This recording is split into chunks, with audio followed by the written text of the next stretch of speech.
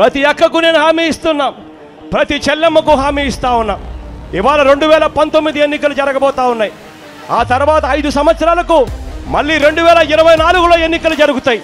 ఆ 2024 ఎన్నికలు జరిగే నాటికి మందనేది లేకుండా చేసిన తర్వాత నేను ఓట్లు అడుగుతానని చెప్పి ప్రతి అక్కకు చెల్లెమ్మకు నేను మాటిస్తా ఉన్నా. 2019 ఎన్నికలకు ముందు జగన్ చెప్పిన ఈ డైలాగ్స్ విన్నారు కదా. ఇదొక్కటే కాదు, నా మేనిఫెస్టోనే నా బైబిల్, నా ఖురాన్, నా భగవద్గీత అని జగన్ అంటాడు. ఆ మేనిఫెస్టో అన్నది నిజంగానే ఒక బైబిల్గా, ఒక భగవద్గీతగా, ఒక ఖురాన్గా భావిస్తూనే అందులో కూడా ఏముందో చూడండి. కాపురాల్లో మద్యం చిచ్చు పెడుతోంది, మానవ సంబంధాలు ధ్వంసమైపోతున్నాయి.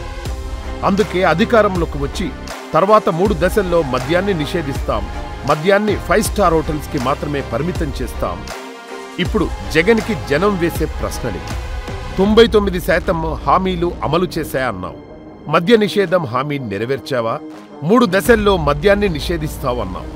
ఈ 5 ఏళ్లలో వచ్చిన ఆ 3 దశలేంటో చెప్పగలవా జగన్? మద్యాన్ని 5 స్టార్ హోటల్స్కి మాత్రమే పరిమితం చేస్తా అన్నావు.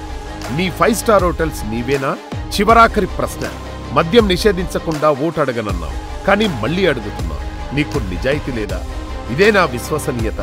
చూశారా ప్రజలారా, ఇలాంటి వ్యక్తి సిగ్గు లేకుండా మిమ్మల్ని ఓటు అడగవచ్చు, కానీ అలాంటి మనిషిని నమ్మాలా వద్దా ఆలోచించాల్సింది మనమే కదా.